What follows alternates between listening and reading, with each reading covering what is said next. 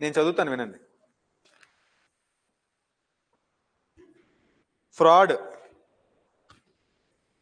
Fraud means and includes any of the following acts committed by a party to a contract or with his connivance or by his agent with an intent to deceive another party thereto, or his agent, or to induce him or to enter into a contract the following: the suggestion as to the fact that which is not to be true, one who does not believe it to be true, the active concealment of a fact of one by one having knowledge or belief that true, or promise made without any intention of performing it is fraud. Any other act fitted to deceive, any such act or omission as the law specially declared to be fraudulent. Explanation కూడా ఇచ్చాడు. ఇలా రాయగలరా? ఎగ్జాక్ట్గా ఇలా రాయడం కష్టం, గుర్తుండదు. Consideration definition ఒకటి ఉండదు, చచ్చిపోతారు. మిస్రిప్రజెంటేషన్ నెక్స్టే ఉంది, అలా రాయలేము. సో ఎసెన్షియల్స్ అని చెప్పి 5 పాయింట్లో రాసేయాలి. ఓకేనా? మన నోట్స్ ఒకసారి చూసుకొని చదువుకోవాలి మీరు. నేను ఎక్స్ప్లెయిన్ చేస్తాను ఫ్రాడ్ ఎప్పుడు ఏంటి ఎక్కడ వెళ్ళండి. ఇది ప్రిలిమ్స్కి section 15 of Indian contract act అంటాడు అంతే డైరెక్ట్గా. ఏంటది? కోయర్షన్. జనరల్గా మీకు అర్థం అవడం కోసం వన్ సింగిల్ లైన్లో, ఇంకా స్పెసిఫిక్ రావట్లేదు, వన్ సింగిల్ లైన్లో. కోయర్షన్ అంటే ఏంటి? బలవంతంగా, భయపెట్టో, ఫోర్స్ వల్ల, what we can say, even that we can say force, భయపెట్టి ఫోర్స్ చేసి ఏదైనా కాంట్రాక్ట్ అంటే, బాబు వై నా ప్రాపర్టీని కొనుక్కోపోతే నీ ప్రాపర్టీని కబ్జా చేస్తా. Is it some what element of coercion is there? భయపెట్టడం ఉందా లేదా? ఒకవేళ అవుట్ ఆఫ్ దట్, ఆ భయం వల్ల, ఆ ఫియర్ వల్ల వాడు యాక్సెప్ట్ చేశాడు అనుకో, దట్ ఈజ్ వ్యాలిడ్ కాంట్రాక్ట్ కాదు. ఆ యొక్క కన్సెంట్, వాడు ఇచ్చిన సమ్మతం ఉంది చూసారా, నేను కొనుక్కుంటాను సార్ మీ ప్రాపర్టీని అన్నాడు, వై అన్నాడు చూసారు ఎగ్జాంపుల్లో, అది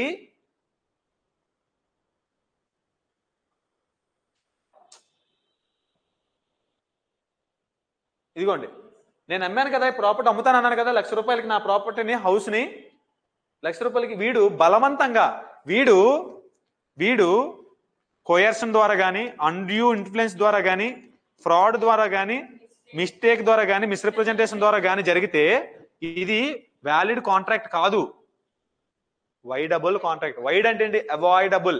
మనం we can avoid that contract. ఎవరు అవాయిడ్ చేయగలరు contract? Voidable contract in the hands of whom? ఎవడి చేతిలో ఆ కాంట్రాక్ట్ ని అవాయిడ్ చేసుకోవచ్చు? యాక్సెప్టర్. వై అనేవాడు రేపు పొద్దున ఓకే భయపెడితే పెట్టాడులే, ₹1,00,000 ప్రాపర్టీ ₹1,00,000 ఇస్తున్నాడు, యాక్సెప్ట్ చేస్తే it becomes valid. Getting my point? Avoidable contract can become a valid. Okay,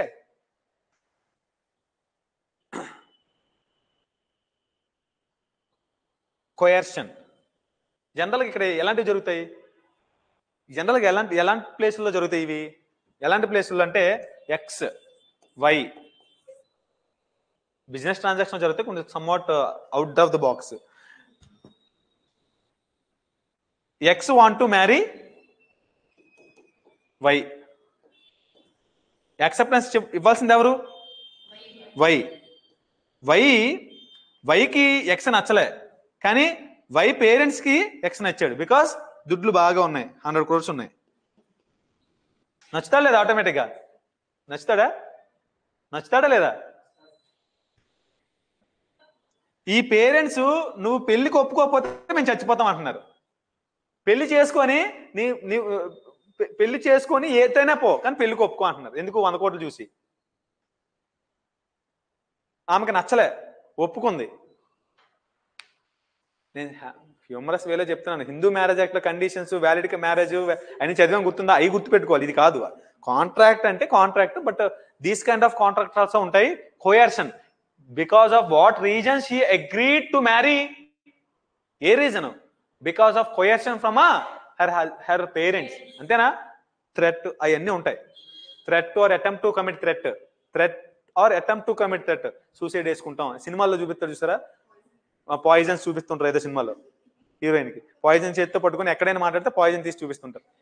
so ఈజీగా ఆమె నొప్పించడం కోసం. So these kind of things are coercion.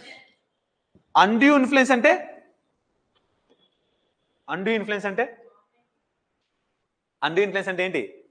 Undue influence. Some influence is there because of some reasons. Okay? ఏంటయ్యి? ఏముంటాయి అందులో? Suppose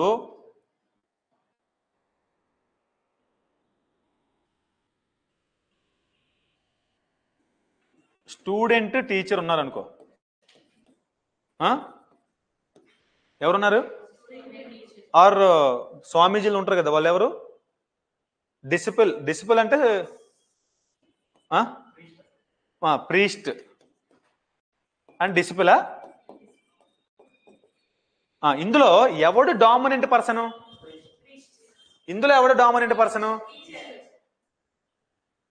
నువ్వు పలానా పని చేయకపోతే నీకు మార్కులు తగ్గిస్తా, నిన్ను ఫెయిల్ చేస్తాను టీచర్ అన్నాడు అనుకో.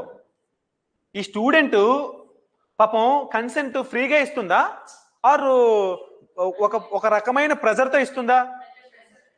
ఇలాంటి కైండ్ ఆఫ్ థింగ్స్ లో అండ్యూ ఇన్ఫ్లుయెన్స్ లో ఉంటాయి. ఇలా రాస్తే కాదు, రాయాలి, బట్టి పట్టాలి, చదవగలగాలి, లీగల్ లాంగ్వేజ్ ఇంప్రూవ్ చేసుకోవాలి, నోటికి రావాలి, అది చదివేయి. ఓకేనా? సో ఇంకా రకాలు డాక్టర్ పేషెంట్ ఏం చేస్తుంటాడు? నీకు పలానా జబ్బు వచ్చింది, 1,00,000 తెమ్మంటుంటాడు. Is it contract between them or not? Agreeing to do వాళ్ళకి డయాగ్నోస్ చేయడం అనేది వాళ్ళిద్దరి మధ్యన అగ్రిమెంటే కదా. సో ఎవ్రీథింగ్ మనం మార్నింగ్ లేచిన దగ్గర నుండి పడుకునేదాకా 100 రకాల అగ్రిమెంట్స్, కాంట్రాక్ట్స్ వస్తుంటాం, కానీ మనం దాన్ని రియలైజ్ అవ్వం. Have you paid a fees to me or not? చేశారా? నేనేం చెప్పాను? కోచింగ్ ఇస్తానని చెప్పానా? అగ్రిమెంట్ ఉందా మన మధ్యన? ఆటోమేటిక్గా the moment I accepted your payment, agreement వచ్చిందా లేదా? కన్సిడరేషన్ ఉందా లేదా? ఎన్ఫోర్సబిలిటీ ఉందా లేదా? రేపు పొద్దున్న పే చేయకపోతే మీరు అడుగుతారా లేదా? కోర్టుకి వెళ్ళకండి, చేద్దాం. ఓకేనా? చెప్దాం నీట్గా, ఇబ్బంది లేదు. So doctor and patient, advocate and ఉంటారా కొంతమంది అడ్వకేట్లు, మీరు మాత్రం ఇలా ఉండకూడదు. Client. So when a person dominates his will of the others, he dominating the will of the others and he got the consent. ఈ అందరి సిచ్యువేషన్స్ లో ఈ డామినెంట్ పొజిషన్ లో ఉన్న వాళ్ళందరూ ఎదుటి మనిషి యొక్క వీక్నెస్ ని, ఎదుటి మనిషి యొక్క అథారిటీని ఉపయోగించి వాళ్ళ యొక్క కన్సెంట్ తీసుకున్నారనుకో ఒక అగ్రిమెంట్ లో ఎంటర్ అవడం కోసం. That will be undue influence and avoidable. Suppose other party ఎవడైతే అగ్రీ చేశాడో, ఎవడైతే ఒప్పుకున్నాడో వాడు కాంట్రాక్ట్ ని క్యాన్సిల్ చేసుకోవచ్చు, or he can continue with that contract. Getting my point? ఇందులో అగ్రీడ్ పార్టీ ఎవరు? He is an agreed party. ఇందులో అగ్రీడ్ పార్టీ ఎవరు? ఇప్పుడు ఒకసారి వైడబుల్ కాంట్రాక్ట్ అంటే చదవండి. మనం వైడబుల్ కాంట్రాక్ట్ గా చదువుతున్నాం అంటే ఎసెన్షియల్స్ ఆఫ్ వ్యాలిడ్ కాంట్రాక్ట్ లో మనం చూస్తున్న దాంట్లో ఫ్రీ కన్సెంట్ లో చదువుతున్నాం. ఓకేనా? వైడబుల్ ఏంటో? వైడబుల్ లేదా వైడబుల్ కాంట్రాక్ట్ డెఫినేషన్స్ లో ఏంటది? చదవండి. 2i.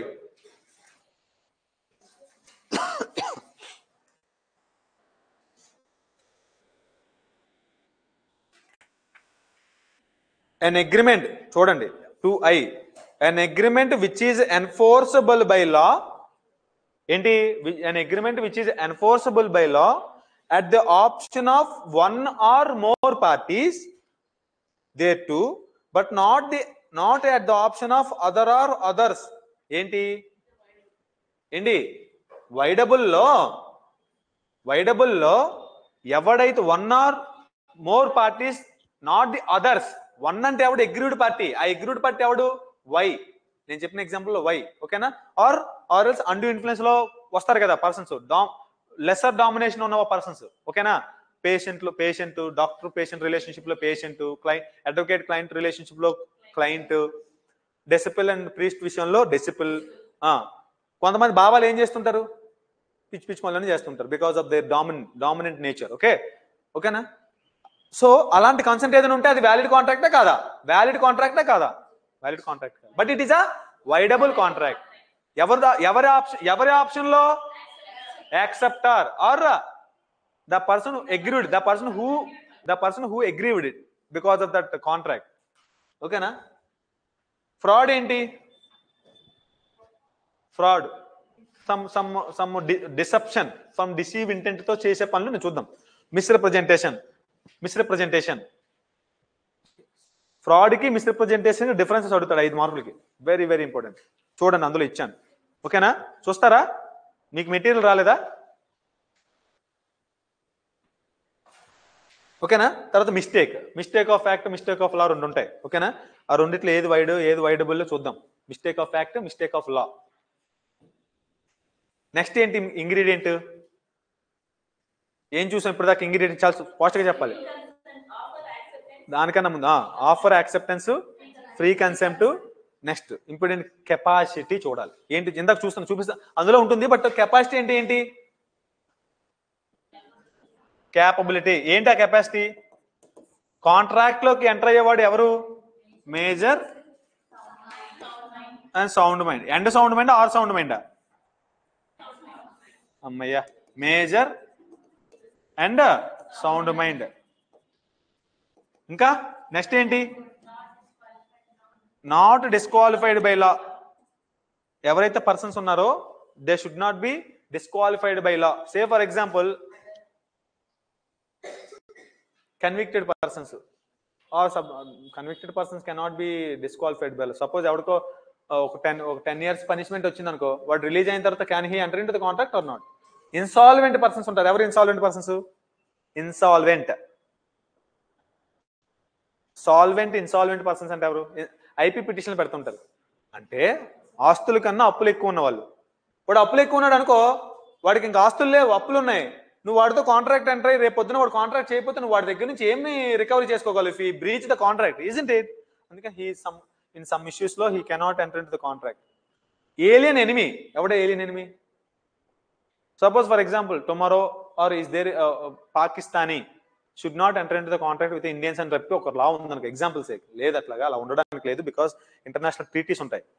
కంట్రీకి అట్లా బ్లాటెంట్ గా చేయడానికి లేదు. బట్ ఒక పలానా ఏరియాస్ లో ఉండే వాళ్ళు పలానా యాక్టివిటీస్ చేస్తున్న వాళ్ళు ఎంటర్ ఇంటూ పలానా, లేకపోతే సే for example rifle manufacturers in Karachi is not qualified to enter in to the contract in the with Indian citizens అన్నాడు అనుకో, కానీ he enter in to the contract with Indian citizen now it is board by he disqualified.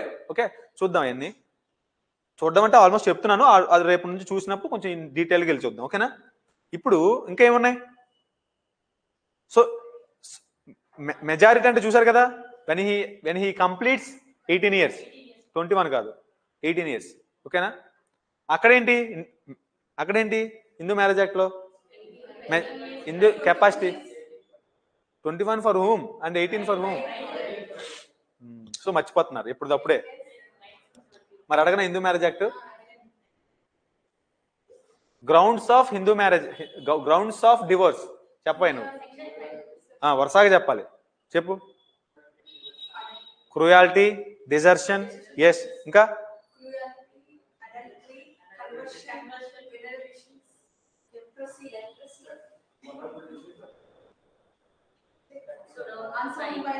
సోడోమి ఉందా?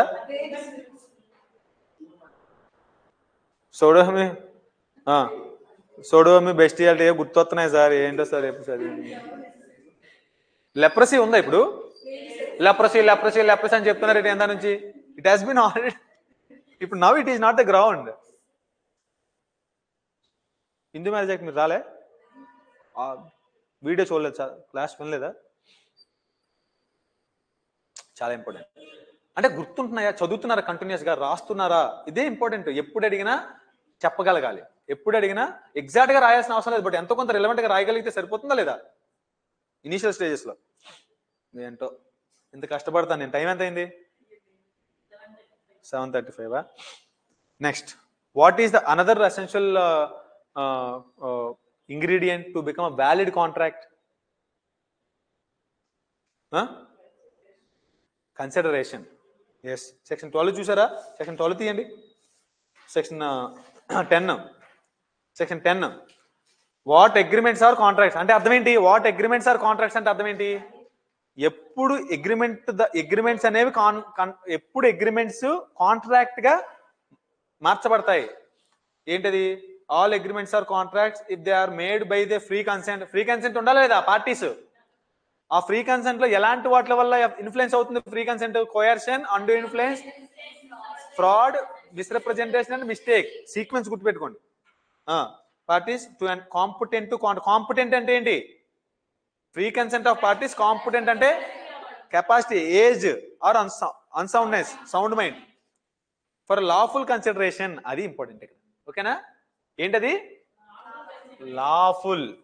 Lawful అంటున్నాడు. Such a beautiful. ఎందాక నేను సుపారీ ఇస్తానన్నాను ₹1,00,000. అది lawful కన్సిడరేషనా? Consideration is should be lawful. Consideration should be lawful అనేది కొంచెం ముందు ఎక్కడ చూద్దాం. Next consideration lawful and with lawful object. Oh my God, with lawful object. ఏంటి లాఫుల్ ఆబ్జెక్ట్? ఆబ్జెక్ట్ అంటే ఎందాక ఏం చెప్పాను? Subject matter, purpose. అంతేనా? హౌస్ ని అమ్ముదాం అనుకుని కాంట్రాక్ట్ లోకి ఎంటర్ అయితే what is the purpose of that entering in that contract? Selling of house. Murder కోసం కాంట్రాక్ట్ లోకి ఎంటర్ అయితే పర్పస్ ఏంటి? Murder. Is that a lawful? Unlawful.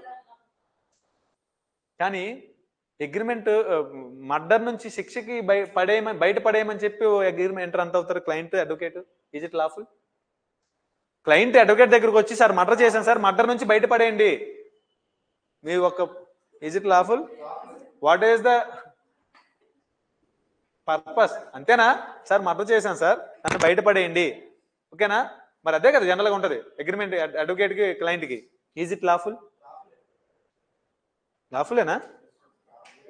Murder చేశాను నేను, మీరు నా లాయరు, నన్ను నాకు శిక్ష వేపిస్తారా, శిక్ష నుంచి బయటపడేస్తారా? శిక్షలోనా, శిక్ష నుంచి బయటగా?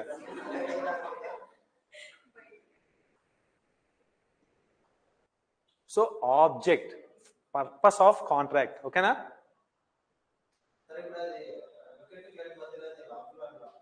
లాఫులే. అబ్వియస్ లాఫుల్ కాబట్టి వీళ్ళందరూ ఎలా తీసుకొని చేస్తున్నారు? Privileged communication. అది ఎవరికి ఏం చెప్పాల్సిన అవసరం లేదు. Okay? Privileged communications. Advocates are social engineers. ఒకేలా చెప్తారులే పెద్దోళ్ళంతా సోషల్ ఇంజనీర్స్, కానీ whether he is a privileged person in the society or not. అడ్వకేట్ ఎవరితోనైనా ఈజీ గొడవ పడవచ్చు, కోర్టులో ఎలా పడితే వెళ్ళి మాట్లాడవచ్చు. ఓకే? ఎవరి మీదైనా కేసులు వేసేయచ్చు. కేసులు గెలుస్తలేదు పక్కన పెట్టి వేసేస్తా లేదా? He's claiming intellectual, he's claiming as an intellectual person in the society or not. But 90% of the advocates అట్లా ఉన్నారా? మనం 90% లో ఉండాలా, రిమైనింగ్ ఎక్సెప్షన్ 10% లో ఉండాలా? కాబట్టి అని చదువుతున్నాం. అంతేనా? నేను ఏదో తిట్టినవి, నేను కొట్టినవి, నేను చెప్పినవి, నేను చెప్పనివి వచ్చి ఇక్కడ చూసి కాసేపు చదువుకొని కాసేపు వెళ్తున్నారు. అంతేనా?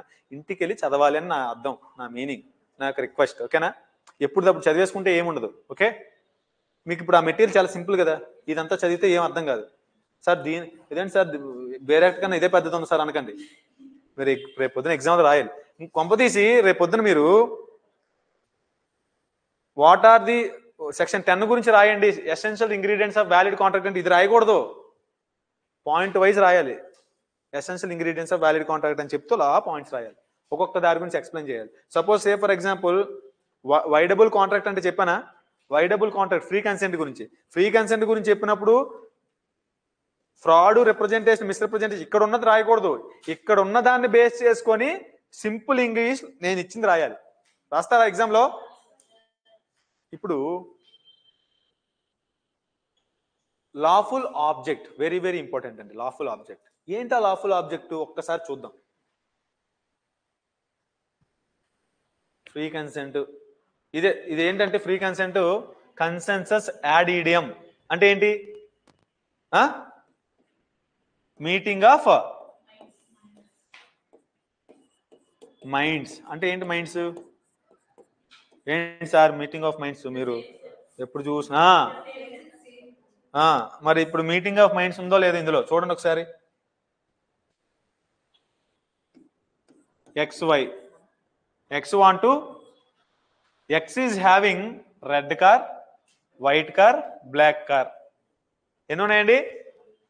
ఎక్స్కి ఏమన్నా, ఎక్స్ ఎందుకు? హ్యాపీగా వెంకటేశే, ఎందుకంటే ఫ్రీగా అన్న అనుకోవచ్చు కదా కార్లు ఉన్నాయని.